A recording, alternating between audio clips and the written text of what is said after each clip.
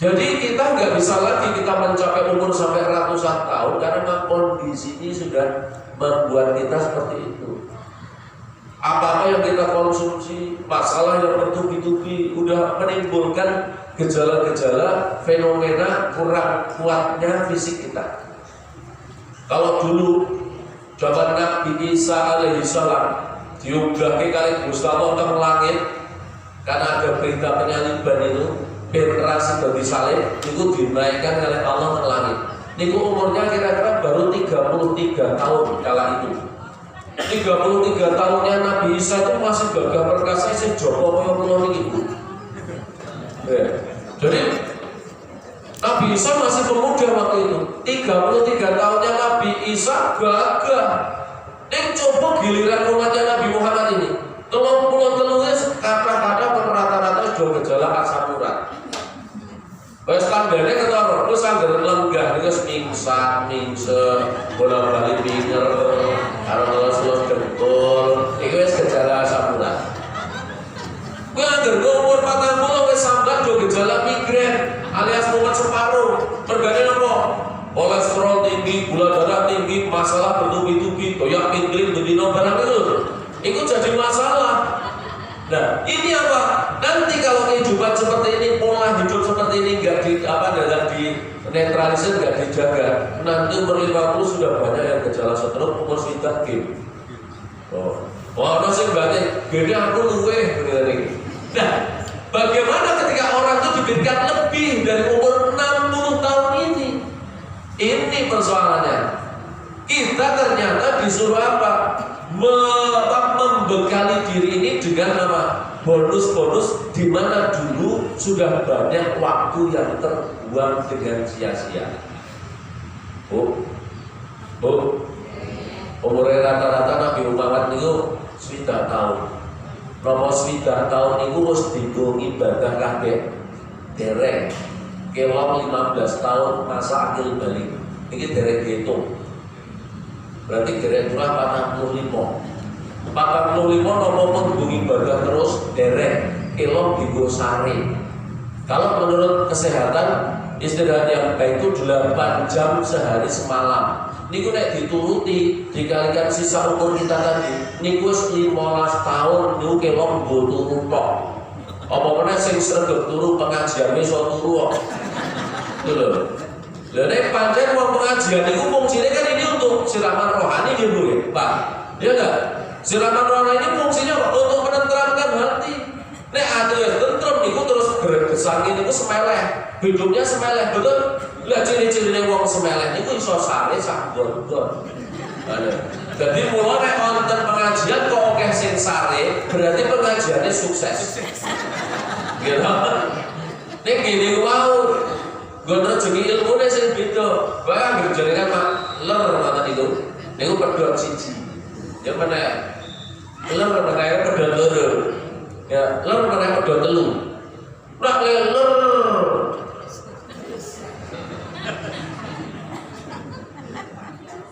suwe banget. Niku berarti nek kowe nek garis makaron, garis putih lempeng, ora pedhot-pedhot niku lho. Ya kowe sosok tekan dalem tak tau garwane. Mau pengajian apa Bu? Ambuh peteng.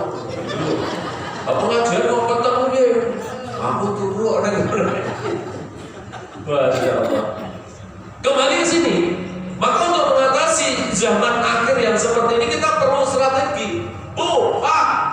Modal utama ketika sudah menghadapi zaman yang seperti ini porak-poranda. Kita tidak tahu lagi mana yang benar, mana yang salah. Kita tidak tahu lagi mana yang tulus, mana yang tidak.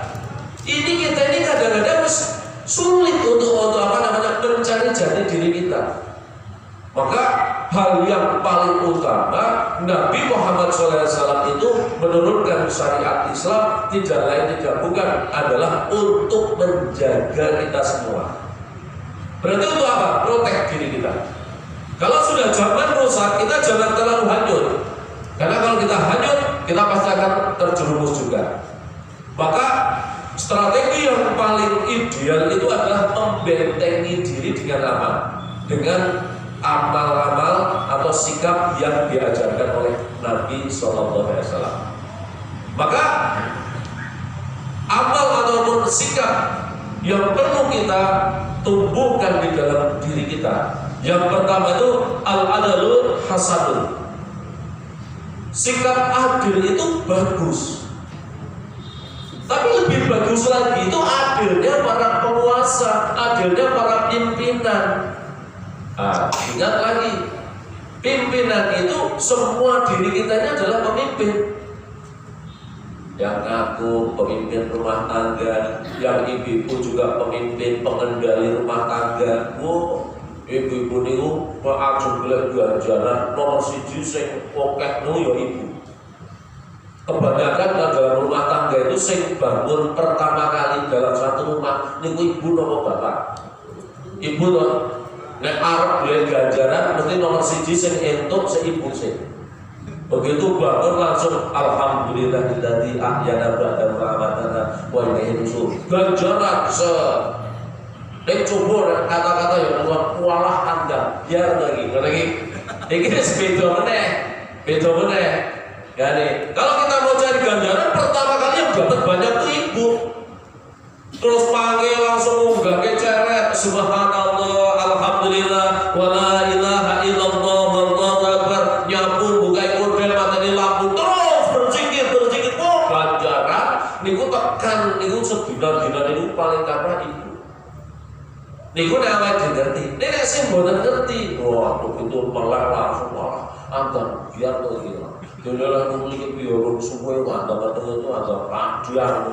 Terus munggah ke jalan karo gendongan ora pasif tekan wong itu ora menang. Bapak yo aku iso aku to bae bapak foto mate lakuan gendongan to tekan sore. Iku ngomong ora entek. Padahal ibu itu lelahnya seorang ibu.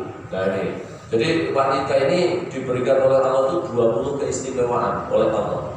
Salah satunya lelahnya seorang ibu mencukupi kedua luar rumah tangganya. Itu jaminannya swarga. Nopo mawon ganti ganjaran. Bayi pakaiane garwane ganjaran. Ngopeni kebutuhan anak ganjaran, terus ngopeni kebutuhan suami itu ganjaran. Bos paling bahagia kayak itu terima. Wah, gede soal manfaatkan ini semua dengan baik. Lo ambil bulan-bulan, tolong bos, tolong ini sedikit panas banget ya. Wah, aku tolong gawe nongedan, aku langsung apa? Orang-orang harus saya ini bulan kepala ini mengurung pentas belum besok kakinya nih luntuh rasa ke suara hati gitu ya semua berbau kiai kan ngomong bentino ini suasana kuning guru mati wah jadi kalau kiai aku mau bertemu itu kayaknya kiai ini udah belum contohnya siapa jadi masalah jadi zaman ini kalau kita ini melihat kata-kata keadilan ini kadang-kadang sudah sulit untuk kita mendapatkan. Karena apa? Semua manusia ini sudah terkontaminasi jalan pikirannya. Baik itu di lingkungan birokrasi. Biasanya ada sistem like and dislike. Wah, tak seperti tak bokeh, tak dan sebagainya. Wah, ini biasanya seperti ini terjadi. Ini orang mesti sebagian yang sakit hati. Maka kemudian terjadilah perseteruan yang tidak sehat, saling melempar tanggung jawab, saling ini itu dan sebagainya. Mulai kayak langsung. Ini yang paling aman itu karena ini waktu itu kita gunakan untuk mengkaji ilmunya Allah. Ngaji umat dengan rawuh ini Allah itu sudah dari rumah itu sudah menyiapkan ganjaran yang luar biasa. Ibaratnya kaki kanan melangkah terus Allah menyiapkan ganjaran kaki kiri melangkah, Allah gugurkan dosa. Karena saya ini umur seperti kita, ini semen ini yang paling nom itu loh. Saya coba diri kok. Oleh lagi, lihatnya sepuh-sepuh, kakak-kakak kabeh. Ya kan? Nah, ini apalagi yang mau kita cari? Ya sudah, kita kumpulkan bekal sebanyak-banyaknya. Kenapa? Kemarin itu kita sudah banyak waktu yang terbuang. Untuk apa? Untuk mencukupi tugas-tugas dunia kita. Nah, sekarang saatnya kita mulai menata diri, menghimpun waktu ini untuk apa? Untuk mempersiapkan bekal kepada Allah Subhanahu wa Ta'ala. Nah, kalau yang kedua, sikap waro, ya kan? Sifat waro itu bagus. Ya, waro itu adalah sifat mengutamakan kehidupan akhirat, tidak lagi belereng dengan kehidupan dunia. Tapi waroknya para ulama ini jauh lebih baik. Kalau ulama itu sudah ngurusi kehidupan dunia, terus kemudian dia juga tergelincir ikut hak lawan nafsunya ini, kemudian ingin berkuasa di dunia, maka sifat waroknya hilang, dan akhirnya apa? Sifat keulamaannya itu juga akan pudar, auranya juga pasti akan turun, karismanya apalagi ini pasti akan mudah. Maka banyak ujian para ulama-ulama itu nanti dengan popularitas dunia. Hati-hati, popularitas dunia ini kadang-kadang menipu. Karena apa? Akan membuat orang itu hanyut, kemudian takabur. Kalau sudah takabur, lupa dengan akhirat, sibuk dengan kehidupan dunia. Jadi sifat waroknya hilang. Nah, ini nanti akan mulai istilahnya banyak terjadi seperti ini. Apalagi sekarang dunia maya, sosmed ini akan mempermudah orang untuk mengangkat viral seseorang itu mudah dengan sosmed. Kalau dulu coba nggak ada media sosial seperti ini, ulama yang benar-benar dibaca karismanya, benar-benar karena kondisi kebatinannya yang kuat. Contoh, saya ingat, jadi waktu saya mengajar ziarah jamaah pondok saya, terakhir saya ke makamnya Gus Dur.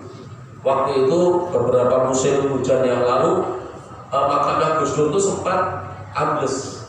Ketika terbuka, itu apa yang terjadi? Ternyata jasadnya Gus Dur itu masih utuh. Jasadnya masih utuh, kafannya masih utuh. Padahal waktu jadi presiden malah memang udah dieceok. Pada dieceok, apalagi kalau sudah itu aja kok repot. Ini khasnya Gus Dur. Kita nggak mengira bahwa sosok beliau ini salah satu kekasih Allah yang ketika meninggal saja jasadnya itu dilindungi oleh Allah. Coba cari kita amalan-amalan yang seperti itu. Ternyata salah satu amalan yang bisa kita andalkan untuk menghadapi zaman akhir ini, salah satunya adalah amalan memperbanyak surat Al-Ikhlas. Jadi Al-Ikhlas ini adalah salah satu penolong. Ketika nanti berada di alam barzah ini, jasadnya akan dilindungi oleh Allah Subhanahu wa Ta'ala. Nah, ini sangne biaya-biaya sing wis umur swidak ke atas ini di meneh daerah sing gampang-gampang ngono iki. Nggih bener. Karena apa? Kalau orang itu ketika dia itu sehat, dia melanggengkan bacaan surat Al-Ikhlas, niku besok ketika meninggal dunia dilayati 70.000 malaikat. Saya membuktikan kemarin di Tanah Suci juga begitu. Ya Pak Tris ya, Pak Tris, Pak Gatot ini kebetulan kemarin berhaji bareng dengan saya. Ketika Mbah Maimun sedo, itu kan terjadi di sana itu, di Mekah ini nggak ada cahaya sama sekali hari itu. Cahaya matahari redup. Nah, ternyata saya ingat dengan hadisnya, salah satu hadis Nabi yang menyatakan ketika itu Nabi itu sedang di kota Tabuk. Kota Tabuk itu kota kecil di utara Madinah. Nabi itu memandang ke arah Mekah dan bertanya-tanya sama Anas bin Malik, Nas, ini kok langit di Mekah kok sekarang redup, gak ada cahaya, kira-kira ada apa ya? Ternyata Jibril datang kasih tahu, wahai Rasul, ketahuilah, ini sedang ada 70.000 malaikat yang turun ke Mekah. sehingga membuat langit-langit Mekah redup. Loh, kenapa Imam? Ada 70.000 malaikat turun. Dia sedang takziah, mentakziahi sahabatmu yang saat ini meninggal. Dalam riwayat itu disebutkan yang meninggal ini Muawiyah bin Abi Sufyan meninggal dunia, dilayani 70.000 malaikat. Ternyata Rasul tanya, apa kelebihannya sahabat itu? Rasul Jibril menjawab, dia melanggengkan bacaan Al-Ikhlas ketika dia itu sehat, sejak dia sehat. Ternyata fadilah yang luar biasa, Bu. Pak, ini arsnya Allah itu disangga 300.000 pilar. Pilar kayak tadi 300.000 pilar. Nah, jarak pilar satu dengan pilar yang lain itu jaraknya 300 tahun perjalanan. Jadi ini melampak 300 tahun orang nganggo mandek. Iku agak ketemu pilar satu lagi. 300 tahun langkah lagi, ini baru ketemu satu pilar lagi. Nah, padahal ini ping 300.000 pilar. Arsnya Allah itu seluas apa coba?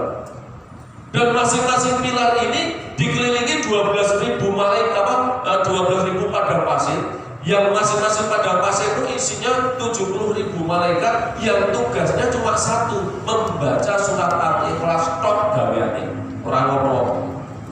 Setiap hari, setiap saat yang baca Bismillahirrahmanirrahim, Qul huwallahu ahad, Allahus samad, lam yalid wa lam yulad wa lam yakul lahu kufuwan ahad. Rampung maca matur kalian Allah. Ya Allah, aku hadiahkan bacaanku ini tadi, bacaan surat Al-Ikhlas untuk umatnya Nabi Muhammad yang mau membaca surat Al-Ikhlas. Mula member yang kita baca surat Al-Ikhlas ping 3 berturut-turut niku ganjarane padha karo khatam Al-Qur'an. Mergane napa? Niki dewaki 70.000 malaikat, ping 12.000 padang pasir, ping 300.000 pilar. Coba. Ini hadiah yang luar biasa buat umatnya Nabi Muhammad. Nah, maka dari itu ketika Rasulullah SAW kemudian dijelaskan seperti itu, subhanallah. Berarti surat Al-Ikhlas itu adalah salah satu ayat-ayat Allah yang memang membawa fadilah luar biasa. Nah, bisa jadi amalan Gus Dur, amalan Mbah Maimun itu bisa jadi amalan-amalan yang ringan seperti itu, tapi istiqomah. Nah, mau tidak kita ini menjadi kekasih-kekasihnya Allah? Itu salah satunya. Allah Akbar. Jadi memang banyak sebetulnya kajian-kajian sing menunggu sangu amalnya ringan tuh mereka di niku jebule kemurahannya Allah bagi seseorang yang tidak mampu membaca Al-Qur'an. Coba nek swarga niku isine wong-wong sing khatam Al-Qur'an tok. Swargane Gusti Allah kira-kira rame napa sepi? Sepi, karena banyak umat manusia ini yang tidak mampu membaca Al-Qur'an. Mesake Mbok Dedarmo, Mbah Arjo, Mbah ini sing biyen nomi rumpo belajar Al-Qur'an. Ya enggak? Dengan diberikan kemurahan oleh Allah yang seperti tadi, maca surat Al-Ikhlas ping 3 ganjarane padha karo khatam Al-Qur'an, sehingga simbah-simbah kita tadi itu punya kesempatan yang sama untuk masuk surga. Gini namanya Allah Akbar. Gusti Allah ini murah banget kan ini ayat ini. Yang ketiga, yang keempat ya. Jadi bermurah hati itu baik. Bermurah hati itu baik. Jadi kita bisa sekarang ini kondisi seperti ini kita harus banyak sedekah. Bermurah hati. Tapi bermurah hatinya orang yang kaya ini jauh lebih baik. Nah, sekarang ini mau yang menurut kita mampu tapi tidak banyak bersedekah. Karena dia merasa bahwa rezeki itu adalah miliknya, bukan pemberian Allah, tapi miliknya. Boleh dewe, susah dewe, berusaha dewe, sehingga ini nggak ada haknya orang lain. Padahal tidak. Semua ini datangnya dari Allah Subhanahu wa Ta'ala, itu hakikatnya. kita mau usaha seperti apa, Gusti Allah udah sakit dan rezeki ini ora dadi. Nek Gusti Allah wis sakit, masya Allah, mengpaikan lisan itu saja, marake orang tertarik, terus akhirnya kepayon, ya akhirnya mau dadi rezeki. Coba. Jadi, lalu berlaku sabar yang kelima, berlaku sabar ini itu baik. Tetapi apa? Sabarnya orang-orang fakir ini jauh lebih baik. Jadi kalau kita butuhkan strategi kita ini untuk menghadapi zaman akhir yang sudah seperti sekarang ini, satu bersikap adil. Lalu yang kedua itu bermurah hati, yang ketiga bersifat tawarok, yang keempat berlaku sabar. Sabar dalam segala hal. Nah, sabar ini nggak bisa kita lihat, apalagi kita katakan.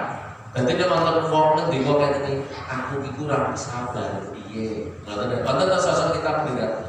Itu berarti malah jurung sabar. Mau sabar kok ditakut-takut. Aku kurang sabar, iya. Aku kurang ikhlas, iya. Itu berarti malah jurung ikhlas. Kalau ikhlas itu diam, sabar itu diam, tapi dibuktikan dengan muncul. Nih, ketegaran dalam menghadapi setiap masalah. Walau di antara salah satu rumah-rumah Allah itu di muka bumi ini tidak hanya masjid dan musola, tapi termasuk di dalamnya adalah rumahnya orang-orang fakir. Karena di dalam rumahnya orang fakir itu Allah selalu hadir. Karena Allah disebut, karena Allah diminta, karena Allah selalu dikenang di rumah para fakir. Nah, bagaimana tidak? Setiap hari itu dia tuh menyebut, Gusti Allah, kapan kula saged maafkan di lumrah sedina seping telu kaya wong-wong liyane nika. Duh Gusti Allah, kula kapan saged nukoke pakaian anak kula. Duh Gusti Allah, kapan kula saged numbaske buku. Maka Allah itu selalu hadir di situ, di rumah orang-orang fakir. Maka jangan sepelekan.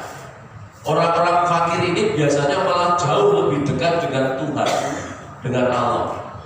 Ini ojo kaya cah nom sing do nekat. Kalau iki maca stiker motor itu tulisannya kayak tadi, ngebut adalah ibadah. Karena semakin ngebut itu berarti semakin dekat dengan Tuhan. Nah, soalnya cepat mati. Nah, falsafah cah konyol nih. Lagi bener, ngebut itu adalah ibadah. Karena apa? Semakin ngebut, semakin dekat dengan Tuhan. Ya caranya ramu-ramuin. Seandainya mati konyol kan? Kalau ngebut itu jelas konsentrasi itu kurang. Semakin dia ngebut itu sekian persen itu semakin apa? Terancam jiwanya. Gimana? Karena semakin tidak bisa kontrol. Orang kalau terus mati cepat ketemu Gusti Allah, ya nek ketemu nek disingkat-singkat karo malaikat kae, ditendang-tendang kae nek kene. Mergo kok maksiat terus dosane oke, patine mati konyol. Ora sudah ketemu karo Gusti Allah, gimana? Nah, ini filosofinya itu oleh orang yang sekedar mati, nek mati sing sanunya cukup. Kalau mati tanpa bekal nek kono itu ya mesti buat tendang-tendangi malaikat, Masya Allah. Bu, Pak, tahun 92 belum ngerasa mati. Saya ketabrak mobil selip. Ya, saya ketabrak mobil selip di Jalan Magelang.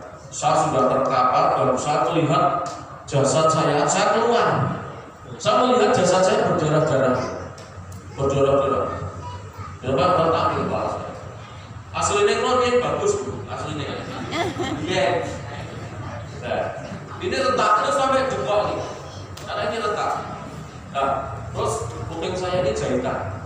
Tangan saya jahitan, tangan kiri patah, kaki kanan saya lumpuh, nggak bisa digerakkan. Nah, makanya ketika saya bisa seperti sekarang ini, tak syukuri. Saya bisa ketemu Bapak Ibu semuanya di mana-mana ini, karena ini satu anugerah bagi saya yang sungguh sangat luar biasa. Nah, disitulah saya menyaksikan. Kalau orang-orang yang masuk di alam barzah itu cukup sanguning, ekonomi enak banget Bapak Ibu. Dapat kiriman dari orang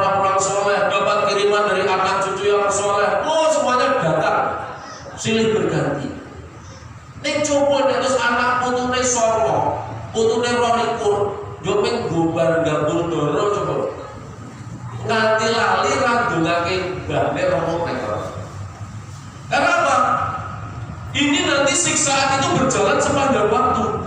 Leng mandek mau nek wonten adzan, Allahu Akbar, itu malaikat langsung berhenti, gak ada penyiksaan. Ditunggu kira-kira orang melaksanakan sholat, zikir dan doa. Ada enggak yang mendoakan mayat ini?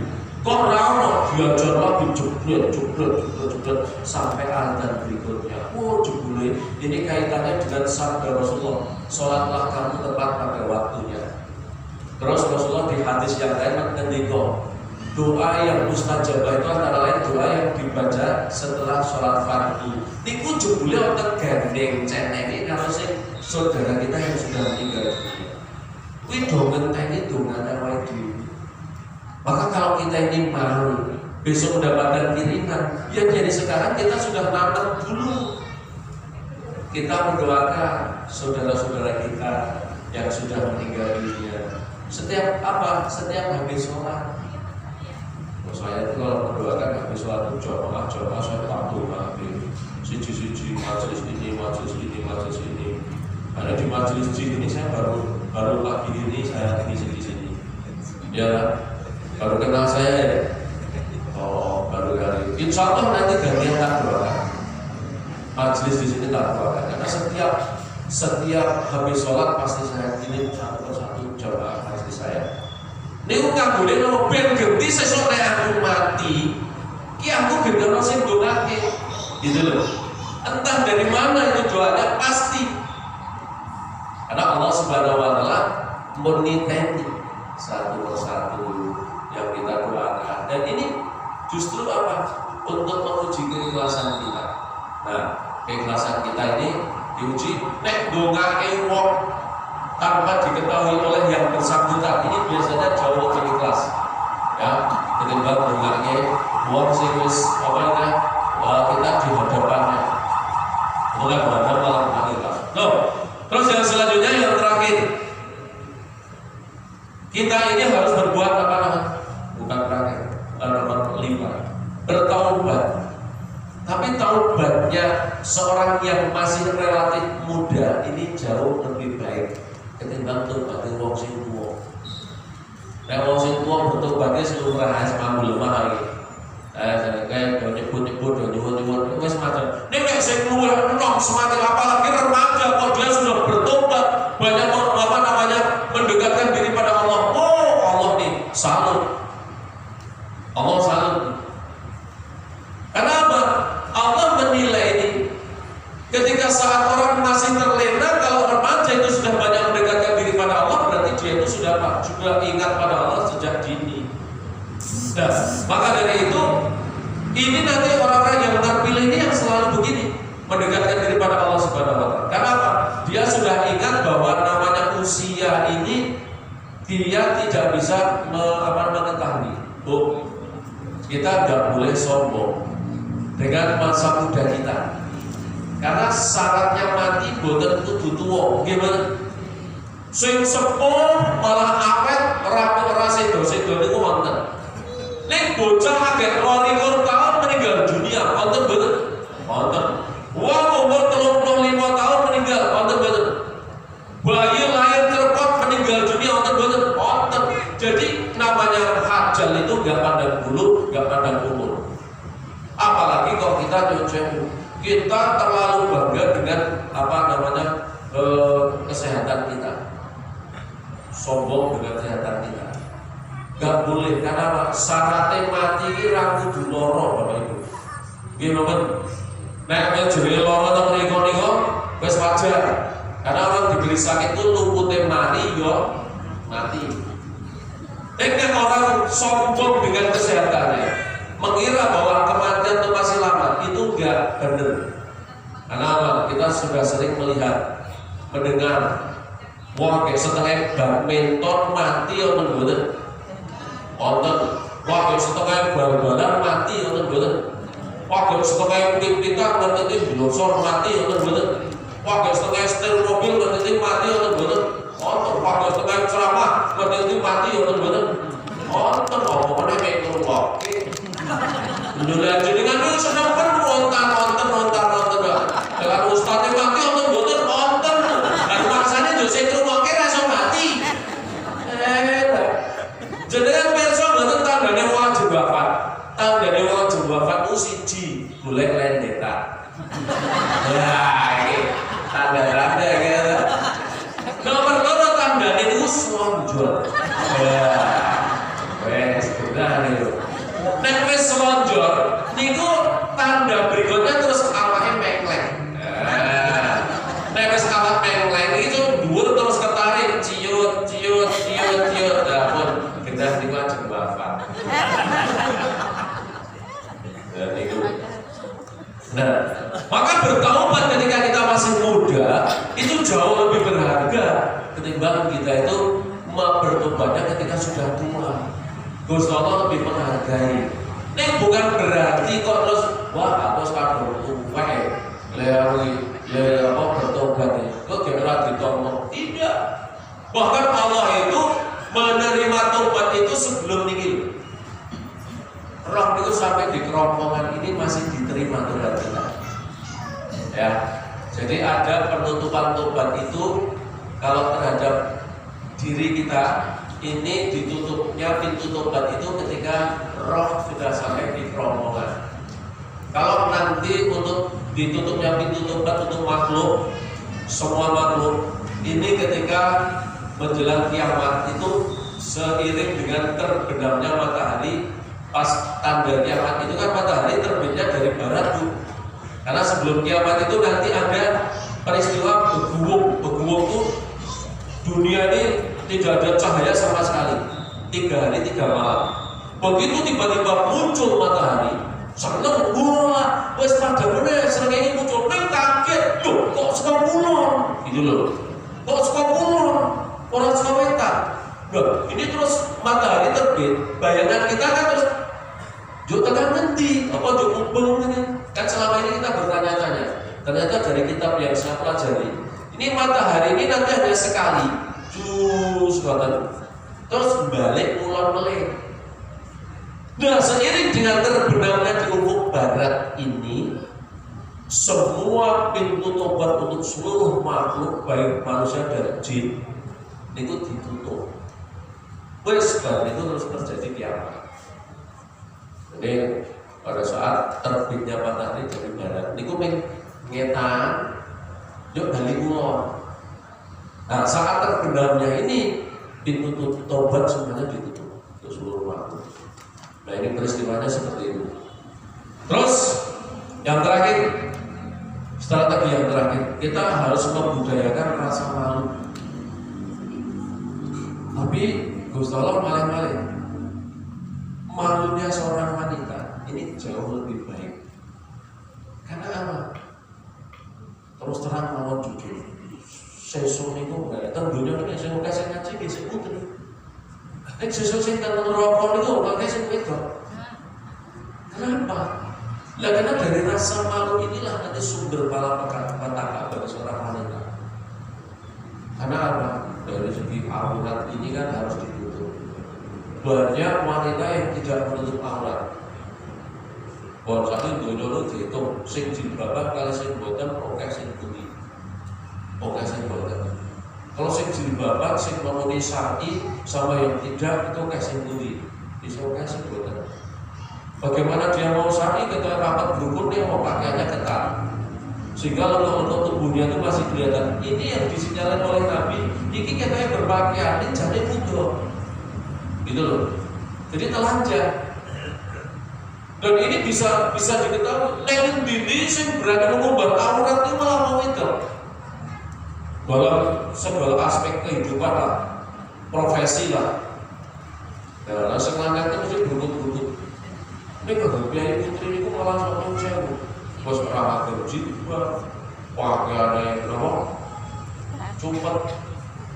Kadang-kadang itu yang menggoda orang kan kira-kira didelok vitamin, didelok dosa ya Pak. Akhirnya orang yang bilang pengen itu. Masya Allah. Nah, jadi banyak sekali hal-hal yang merugikan diri sendiri. Jadi artinya wanita ini nanti kalau bisa menjaga rasa malu pada Allah Subhanahu wa Ta'ala, ini jauh diutamakan oleh Allah. Itu maksudnya. Tapi tinggal sebutnya orang sadar. Saat ini orang peristiwa. Sekarang ini aparat pemerintah sering bingung. Saya bisa dijalui urusan izin nikah. Untuk bocah itu 16 tahun. Moron dari Pak Lurah sebelum surat nikah. Gue nikah semua mbak itu belum terbit pulau niki dulu. Tahu pun milo lalu itu 16 tahun. Belum itu 16 tahun ini nikah. Atau saya lihat begini, berapa nginjilkan itu Pak Lurah. Tapi pun iya. Aku mau baca topnya tapi orang kita tinggi. Karena hilangnya rasa malu tadi. Dia malah saya kisah kendel nginep malah cari itu biasa deh. Kendel nginep nang desa lanang tuh apa sing ngeteknya yang itu murah. Ini kan apa? Hilang rasa malu. Nah kalau sudah seperti ini sudah tanda zaman akhir. Maka kalau orang sudah banyak berlaku begitu, juga akhirnya menganggap itu kebiasaan. Nikah karena sudah hamil duluan, ini dianggap biasa. Nah kalau ini sudah biasa, neng kampung itu orang cah 20 sing kaya ngono kuwi, jangan tanya yang sesuk 20 tahun ke depan kampungnya rusak. Karena bibitnya sudah bukan bibit unggul, bibitnya sudah bukan bibit soleh-solehah. Karena bibit karena kecelakaan. Nah ini repot. Maka tinggal tunggu saja nanti laknat Allah. Kampung ini 20, kampung ini 20, kampung ini 20. Bebel duel dunyane. Nggih mboten. Apane wis ngono nyuwun sewu, mitone ora ngundang pengajian ora malah anggape jadilan. Aja takon yen sesuk anake lair kabeh begitu melek sendiri kene iki. Karo bapakne kandhani mek penelem, saya gede saya wani bantah, luwih gede meneh malah ngajak segel bapakne. Nah segel piye Pak? Mergane nama gini mau tanpa dongo, tanpa restu. Masyaallah. Jadi Bapak Ibu yang dirahmati oleh Allah Subhanahu wa Ta'ala, ini kita harus kenceng. Soal ini harus kenceng. Ada 6 hal tadi itu apa yang diajarkan oleh Rasulullah. Ini kita harus kenceng karena itu sebagai protek diri kita menghadapi dunia luar yang sudah semakin tidak terkendali. Kalau kita sekarang ini mendengar berita-berita di sosmed itu gampang banget berita menyebar. Padahal berita itu kadang tidak benar. Ini jadinya kodoan ngerasani yang didukung fasilitas. Nek dia ini ngerasani ini ora teko ketemu gaduh ngono iki ora iso ngerasani. Nek saking ngerasani lewat grup niku luwih gampang. Apalagi menyebar fitnah. Itu cepat sekali. Namun untuk bilang hindari, maka kita harus mempertahankan proteksi diri kita ini dengan ajaran agama yang baik. Sekali lagi kita melihat tanda-tanda zaman akhir tadi, kita punya beberapa strategi yang harus kita kuatkan di dalam diri kita, yakni berlaku adil, yang kedua bermurah hati, yang ketiga berlaku warok. Jadi waroknya semeleh di uang, onaah semeleh warok ya. Jadi tidak terracuni dengan duniawi.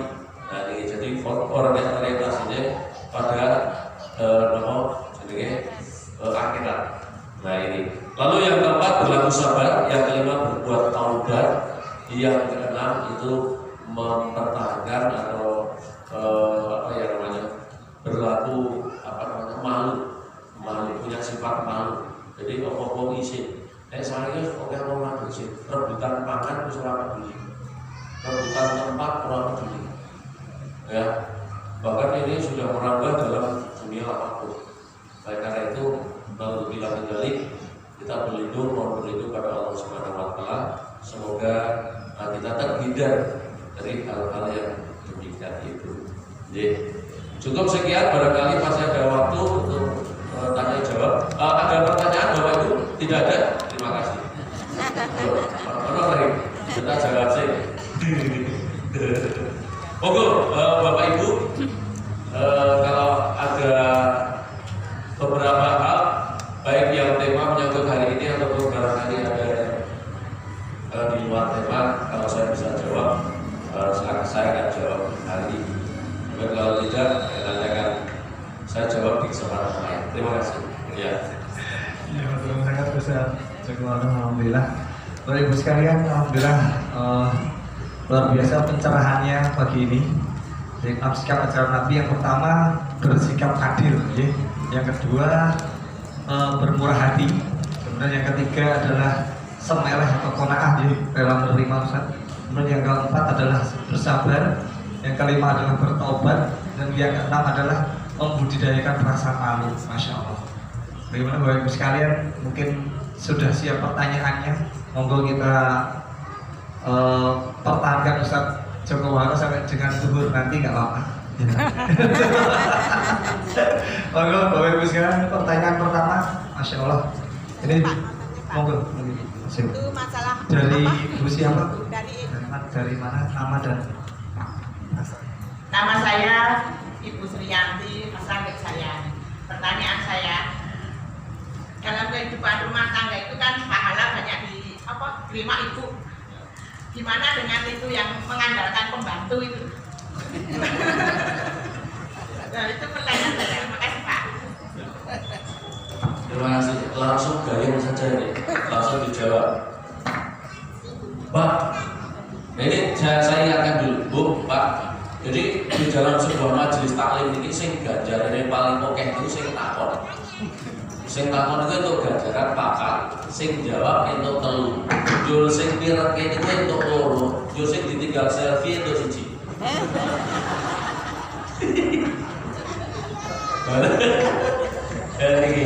Jadi pilih pundi saat ini, pilih takon. Karena ganjarannya papat.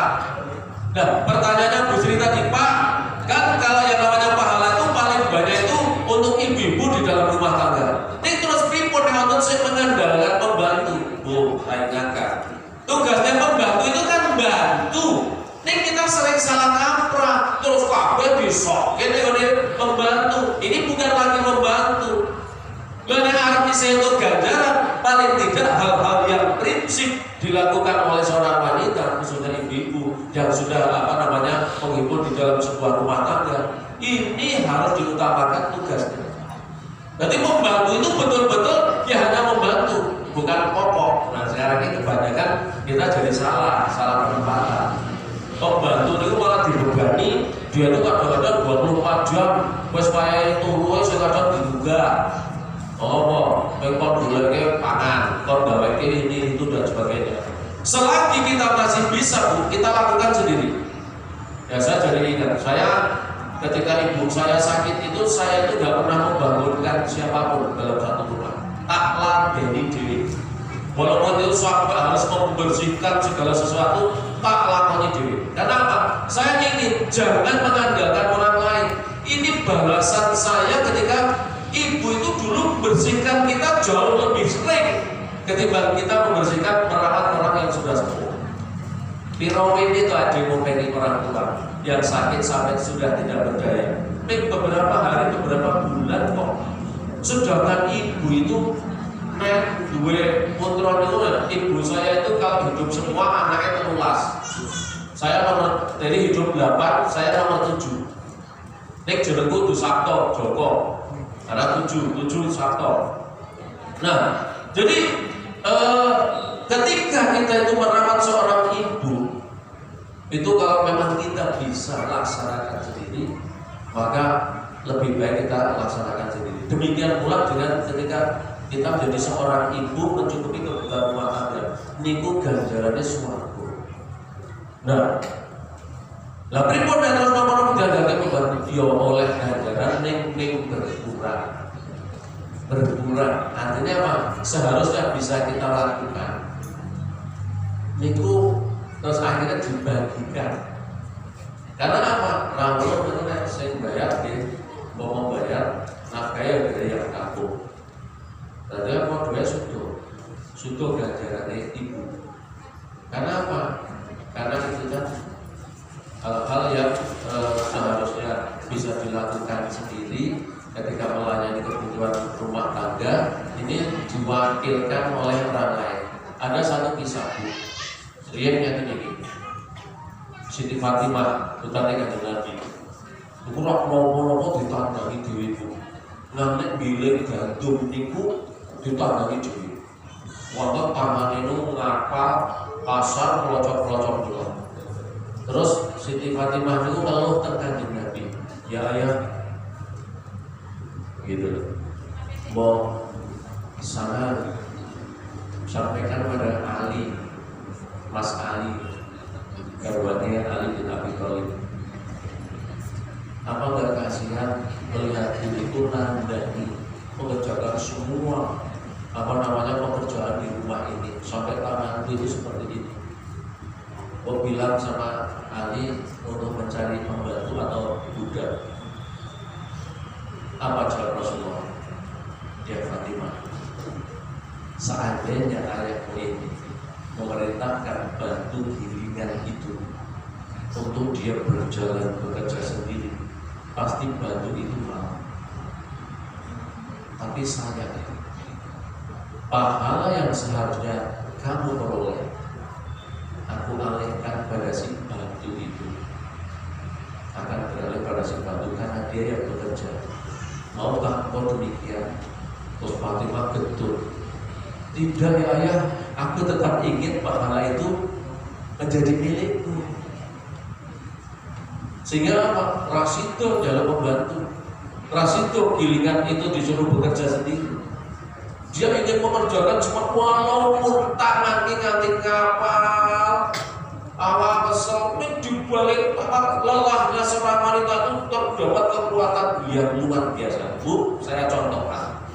Bayi putri niku ketoke ming mlaku teng jero omah benda dino.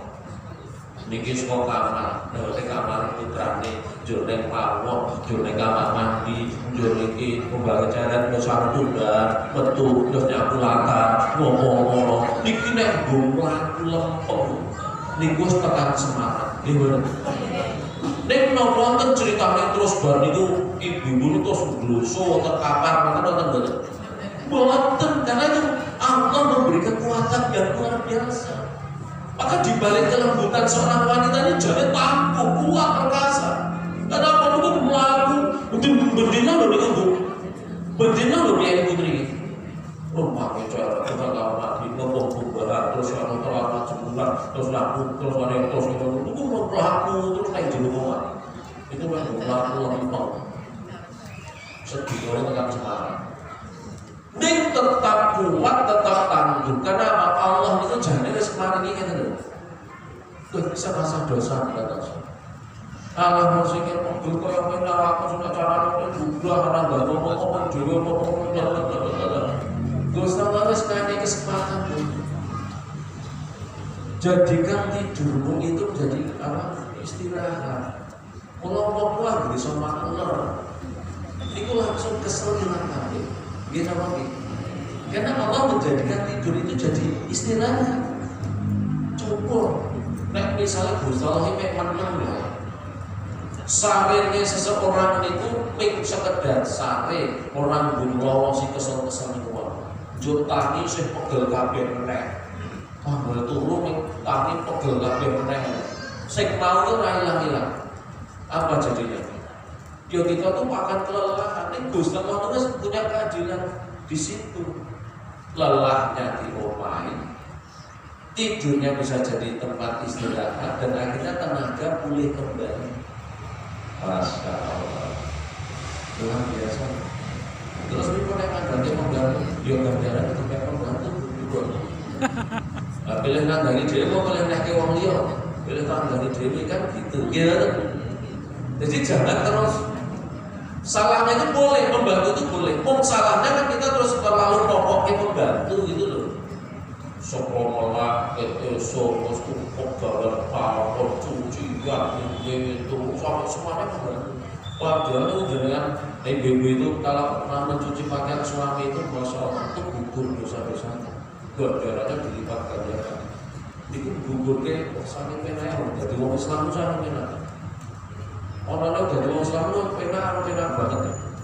Bejo kali bejo banget. Karena itu pasti adanya internet itu pasti dijamin lebih suatu. Mau tinggal satu ini komplit orang boten.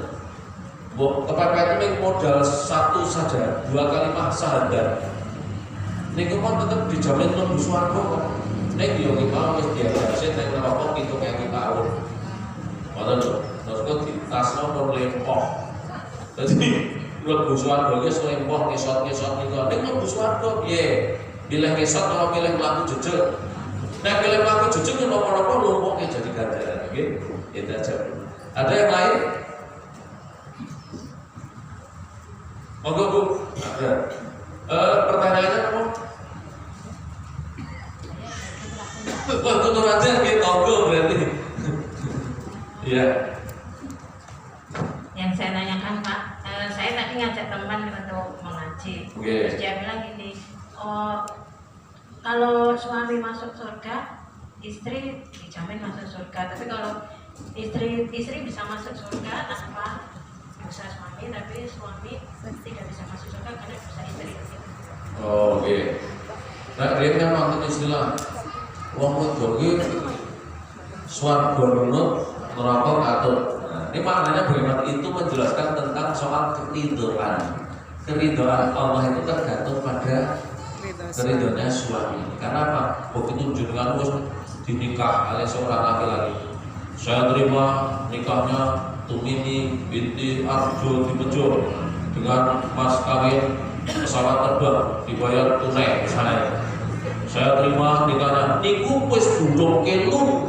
Artinya apa? Ketaatan seorang istri itu mutlak harus tunduk pada suami. Gitu loh, mutlak. Apapun itu harus seizin suami. Ning persoalannya kadang-kadang kan kita itu suami ya ono sing saleh, ono sing ora saleh. Njur nek terus adile bosa tentu ora bojone wis salah ora. Apa-apa ora dhewe ngotak-otak walesan niku. Ngoncang mancing lho. Wah, turun watu wah batok suwe-suwe ora lha salah kapan? Gimana? Apa njur ngono ki njur bojone ya ora iso mlebu swarga, ya tetep iso. Tetap masuk surga karena ini imam nggak bisa jadi imam dudu salah rakyatan sesuatu takon isih ketika besok itu mau masuk surga lalu niki si suami protes ya Allah kalau nggak dilebetkan neraka malah bojo kula dilebetke swarga. Nah, ada pertanggungjawaban diundang sing itu gitu. Apa benar biar bojomu gini-gini lurus ya Allah bener gini-gini lurus ya Allah kandhani biar mergane iso dadi imam yo aja sakake bojomu. Jadi sudah ada ini pertanggungjawaban. Nah, apalagi ganjaran iki nek ajeng awake dhewe ngajak kanca ngaji terus sing dijak niki terus mengamalkan apa yang diajarkan niku mawon jenengan diparingi ganjaran. Soalnya ngoten iki. Jadi apa namanya? Kalau umat Islam ini salah satu keistimewaan ada 14 keistimewaan yang diberikan umat Islam tidak diberikan pada umat Nabi yang lain. Salah satunya, nek biyen umat sebelumnya, nek duwe niat amal baik, ya, niku urung dinai ganjaran. Sedangkan kita umat Nabi Muhammad, akhir niat baik saja harus dinai ganjaran. Nah, sebaliknya, wong biyen umat sadurunge Nabi Muhammad, nek duwe niat jelek, walaupun belum ditindake, niku wis dinai dosa. Ning nek umat Nabi Muhammad nek belum dilakoni ya urung dosa. Salah satunya apa? Soal ganjaran ini. Ketika kita coba nindake kebaikan nek wong riyen niku ganjarane ning ditung apa anane. Sedangkan kita umat Nabi Muhammad dilipat gandakan. Soalnya itu mau terkait dengan umur tadi, rata-rata umat Nabi Muhammad umur 9 tahun. Nek ini ganjaran ning ditung omonane, sesuk nek dikumpulke ning akhirat jejere umat Nabi Musa sing umure 500 tahun, awake paling puru. Sobat sampune ning sini. Umure ning 9 tahun keping ingat ini kan. Nah, ini keadilan Gusti Allah ganjaran dilipat gandakan. Nah, jadi itu istilah swarga nunut neraka katut itu berlaku untuk ketaatan. Nek soal kemudian masuk surga dan neraka itu tetap ada amalnya masing-masing. Selama suami ini bisa jadi imam. Nek yo imam Nek istri banyak membangkang pada suami, yo itu tetap raiso. Piye-piye wong wae tetep sesuk sing takoni bojone, sing lanang. Apa bojomu bener ngomong yo terus ngomong deh. Nah, jadi ini bedanya di situ.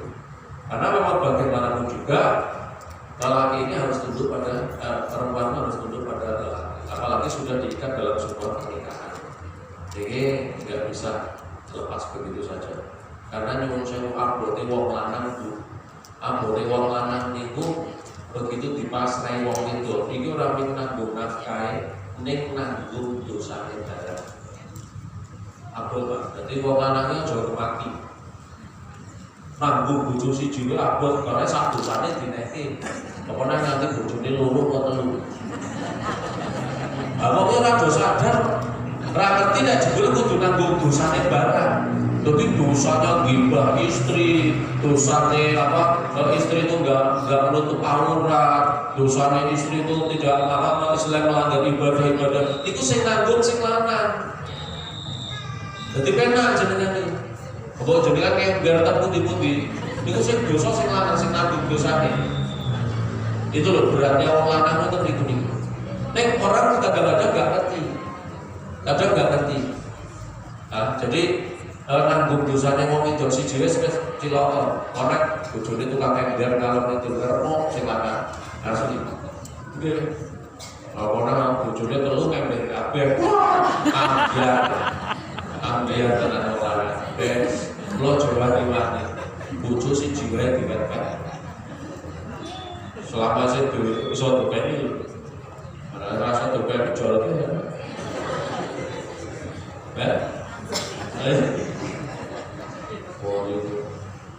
Berat memang. Mulane nek wong wedok niku diingatkan sama suami manut. Nek dene wis ora manut, nek wong lanang ra dosa. Riyen kula pun mengingatkan ya Allah, pun setengah 10 liwat 5.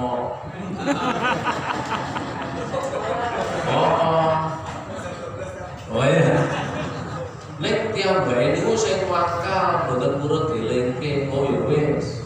Dadi kowe ra kleru. Ora ambek ngono.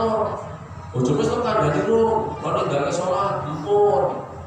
Bojomu wis kandhani ro, salat tepat pada waktunya, aja menunda salat, empun. Anak bojone yang dadi salah sing lanang. Wis sing lanang wis ngelingke. Disusun niku kan pertanggungjawaban dhewe. Jadi artinya selama ini dalam koridor ini rumah tangga, sebaiknya tetap istri itu ya tunduk pada perintah suami selama perintah itu baik dan itu tidak melanggar Allah dan Rasul. Ini harus ditaati. Dengan jenis orang ngancani mancing, Jumatnya dino anaknya terlantar, omah jeblok, gimana? Itu ya menolak. Mas, ini ya sing halus, mas, kalau tak mau pengen di rumah mau pakai nek kisah sedoyo ndak malah ngomong aku aku pengen. Itu malah diwale iki wae maksud sing napa sangar malah sing wedok. Wong lanang kutu. Orang wae kutu kan. Ada nuwun sewu. Apa-apa wae dipas. Kalau tenan Mas nek golek bojo ya aja wong wedok pinter golek duit. Nek wong itu pinter golek duit ning kaos kaki iki konangan. Ora kecus ora duit ngurus pintar kecus iki konangan bare wong itu pinter golek duit. Oke wae ini lakane kuwi sing lanang iki ono ping dipas kae lho. Ping dipas kira-kira nggo nambah timbang karo tuku es teh. Wis dulure kok nek tuku es teh ning angkringan bae rasa ning restoran ngono. Hanya ping ngono. Bahasa ping gaweane sing kanggo niku sewu. Kancane ana sing ramakan mergo lara, njur langsung do spontan arep do tilik. Ki jo meng ingat iki ngopo men bekak-bekuk iki. Ngono aku rasa ngono bojoku. Wong lanang opo? Wis ming cilok nek ngono iki. Makanya apa? Ini harus di dalam sebuah rumah tangga itu harus tahu posisinya masing-masing. Ya, itu ya Bu ya. Jadi itu hanya mengingatkan saja soal ketaatan. Kalau sampai orang terus itu mutlak sakit. Lanjut nek misalnya sing lanang ora saleh, sing wedok saleh banget atau salihah gitu loh. Terus njur wong wedok kon melu ning neraka Berarti ngono iki Gus, Allah ora adil. Enggak, tetep nanti ada keadilan. Ning ditakoni sik. Dua-duanya diklarifikasi nanti oleh Allah Subhanahu wa taala. Nek memang sing lanang ora sudah imam ya sudah, bukan salah istri. Ya sono wae tak izinke mlebu swarga, bojomu ben neraka ngoten niku. Tenang mawon, Bu. Nek mau sing aku nggopang-gopong jago wae. Tenang. Kita sing putri ya tetap mlebu swarga. Ning atas izin Allah Subhanahu wa taala. Jadi memang oke. Ada lagi? Sudah? Oh, masih ada, Bu? Iya. Monggo.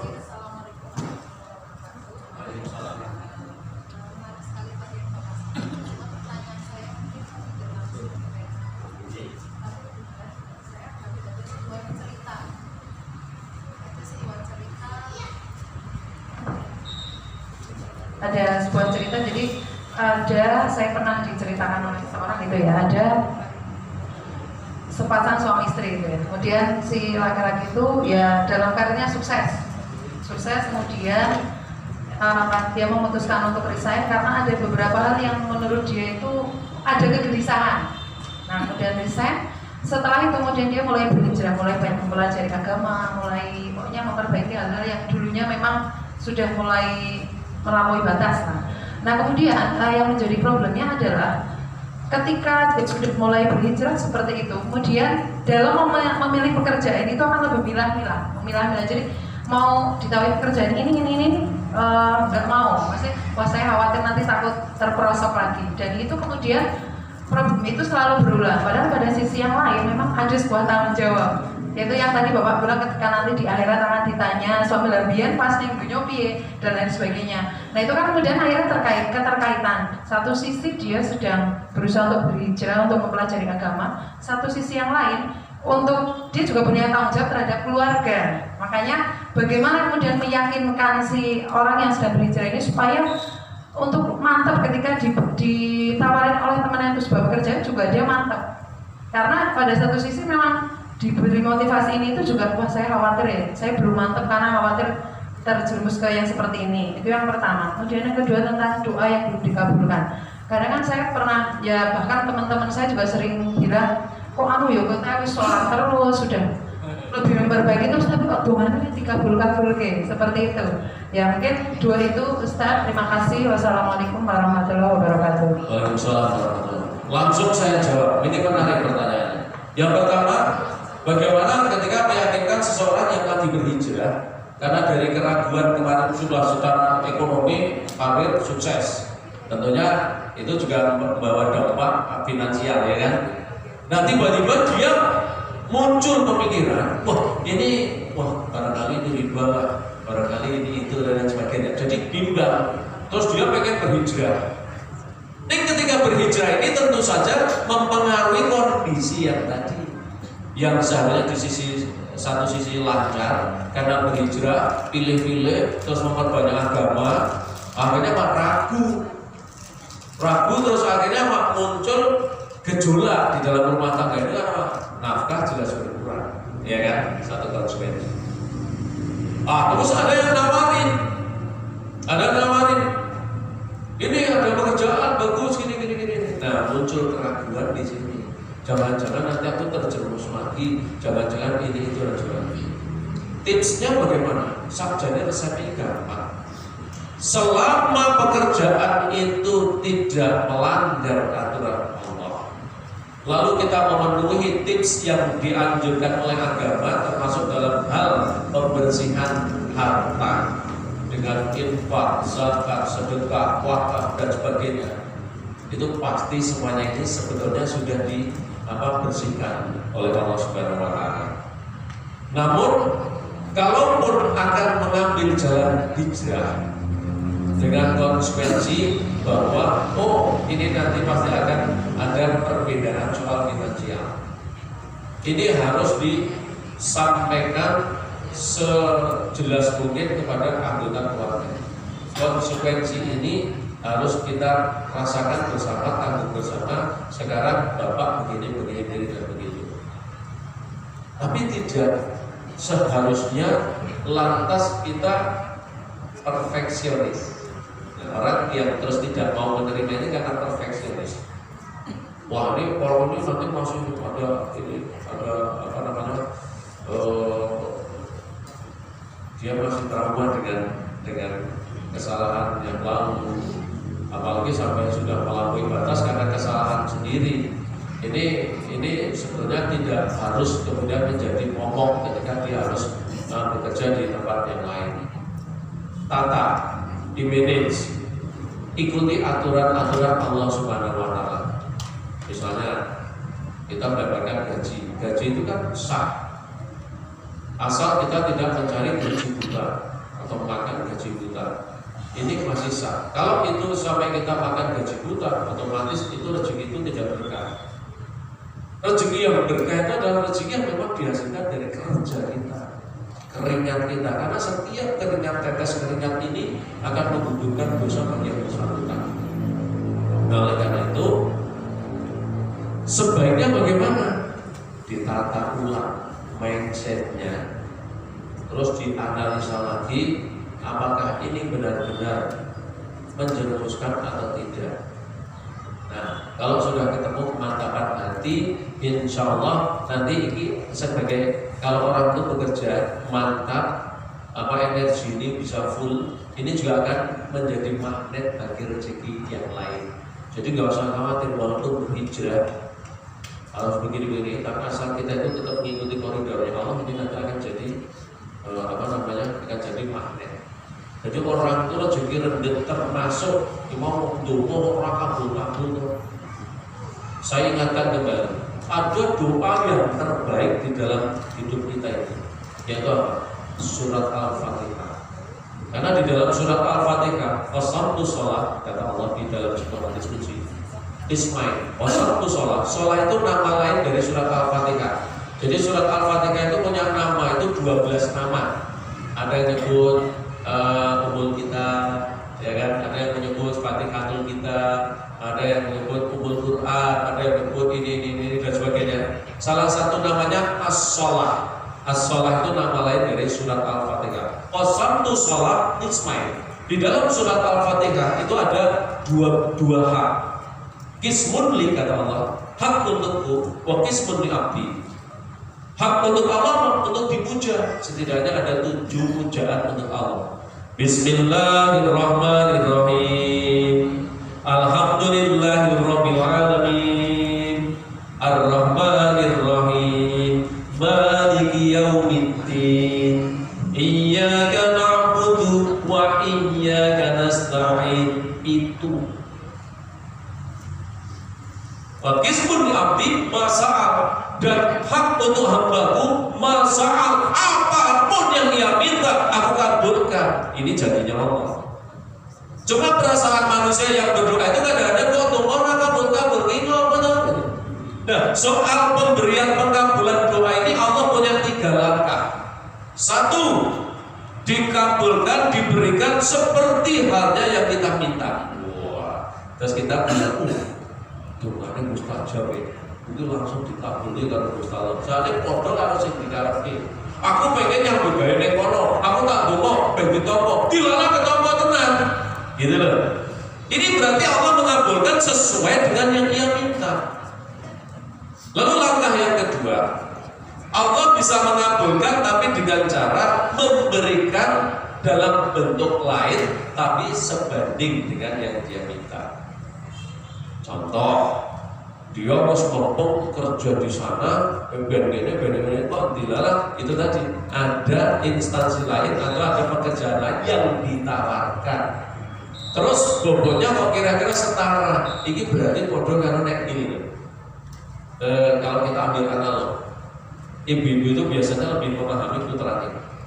Ketika putranya minta makan dan ibu tahu anaknya memang belum makan, langsung dinaik sesuai dengan apa yang diminta, pastikan. Lalu yang kedua, ibu bisa memberikan. Loh, aku ngerti nek iki makan. Ini mau sego belum mateng. Saya tak ini sing setara dengan makan nasi. Apa itu? Ya berikan karbohidrat yang lain. Misalnya bikinkan mie dulu atau apa. Ini kan setara, dikabulkan, ini setara. Atau ibu lebih tahu, Bu, maaf ini anak itu baru saja makan. Kalau nanti tak berikan ini jadi obesitas, nantilah ya dek, tak ambilkan makan tapi untuk nanti. Allah juga begitu, mengabulkan permintaan itu bisa sesuai dengan apa yang dikehendaki. Yang kedua dengan cara itu memberikan tapi yang setara, berbeda bentuk tapi setara. Atau Allah juga menunda seperti ibu tadi.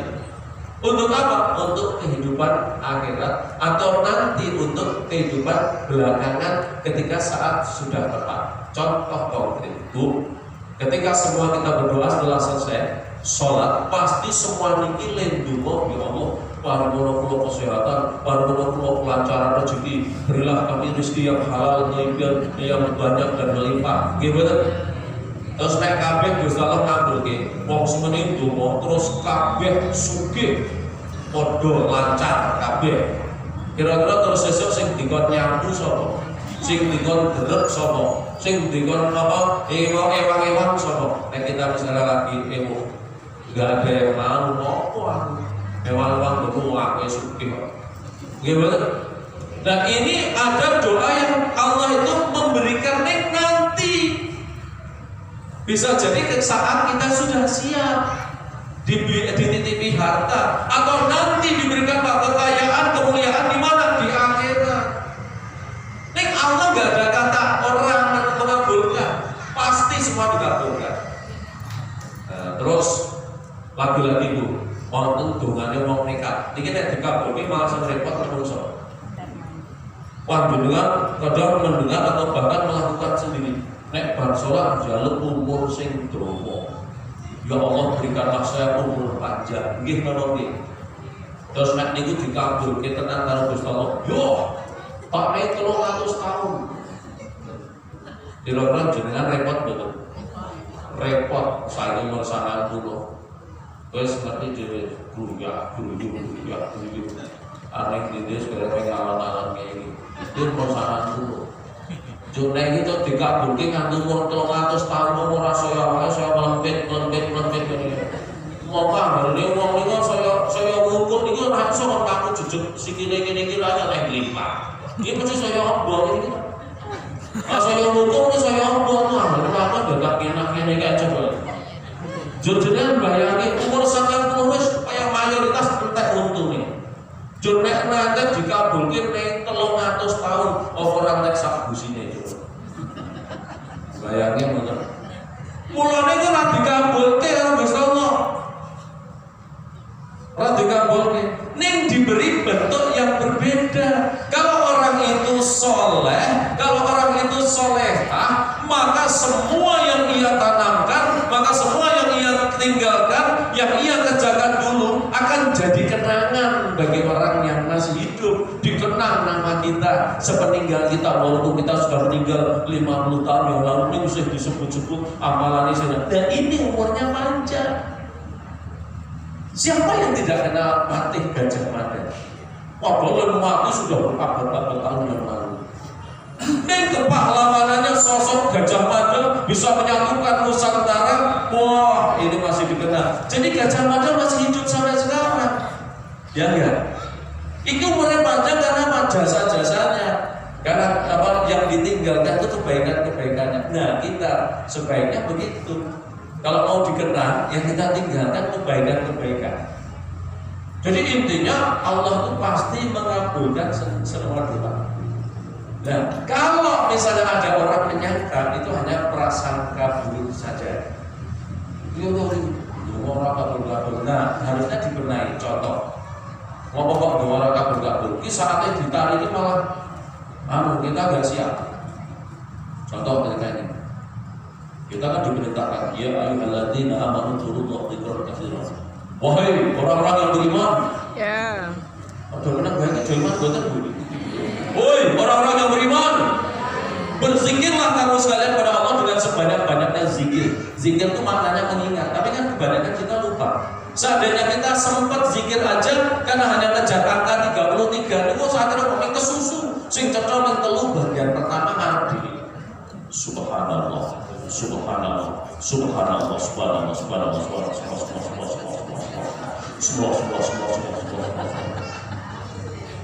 Alhamdulillah, alhamdulillah, alhamdulillah, alhamdulillah. Ini saya guyune rada semua iki mau. Allahu akbar, Allahu akbar, Allahu akbar. Iki lagu ini wis berzikir sampai giliran la ilaha illallah, la ilaha illallah, teruskan ke dalam Quran. Illallah, la ilaha illallah, la ilaha illallah, la ilaha illallah, la ilaha illallah, la ilaha illallah, la ilaha illallah. Rasanya susu. Karena kau yang apa terus akhirnya mau disyarat cek telinga mulai gede-gede. La ilaha illallah. Niki sajane wayahe malaikat rahmat medhot takon. Hei, kowe butuh rezeki. La ilaha illallah. Butuh kemakmuran, butuh anakku lulus ujian. Wah, malaikat rahmat munggah melih laporan ke Gusti Allah, ya Allah, nika mau kula tari malah gede-gede. Mula kali ini zikir pun harus pakai metode. Illallah, la ilaha illallah, la ilaha illallah, la ilaha illallah, la ilaha illallah, la ilaha illallah. Ini malaikat munggah takon, hei, kowe butuh rezeki. La ilaha illallah. Butuh kemakmuran. Oh, malaikat rahmat laporan ke Gusti Allah, ya Allah, nika wau kula tani mantur-mantur. Pripun paringi napa mboten? Wis kono paringi. Kadang napa gedhe soke. Oh, lancip. Oh, beda. Itu setidaknya yang diajarkan guru saya seperti itu. Gawe anak terus saja, kowe enggak usah pusing cari pekerjaan. Karena harus dari pekerjaan tetap apa itu? Berzikir. Zikir yang tembus sampai ke kolbu ini nanti akan membuka semuanya. Jadi orang lagi pertanyaan, kamu mau aku sebut orang aku. Ini hanya prasangka dulu kita kepada Allah. Padahal Gusti Allah selalu husnudzon dalam menunjuk. Saya ini syukur rasalah aku kita. Kalau Gusti Allah saya dilalui itu tak tenane dulu. Syukur rasalah aku tanggungan gawe. Gusti Allah saya urung mesui. Gusti Allah menteni tekan asar ini semua rasolat akhirnya takut di perjalanan. Lah maghrib dinteni Gusti Allah nyenu rasid salat kekeselan ning. Oh terus isak dinteni Gusti Allah rasid salat apa baca turu. Gusti Allah ora nesu terus nek Gusti Allah sithik-sithik nesu. Wonten wong kaya ngoten langsung ditekak mati. Jowe tanpa mas sesuk diri ngono nek tekak mati ya kuwi tekane dhewe sifat bendino yakin. Gusti Allah selalu husnudzon. Nah, kita contoh akhlaknya Allah, kita selalu gantian husnudzon pada Allah Subhanahu wa taala. Setuju? Nah, mudah-mudahan Allah meridhoi semua yang jadi kebutuhan kita. Nah, kita dikabulkan Tuhan. Itu. Jih. Saya kira itu yang bisa saya sampaikan. Bersolawat gitu. Tapi asik kalau ada pertanyaan gini jadi nyambung. Oke pertanyaan juga bagus.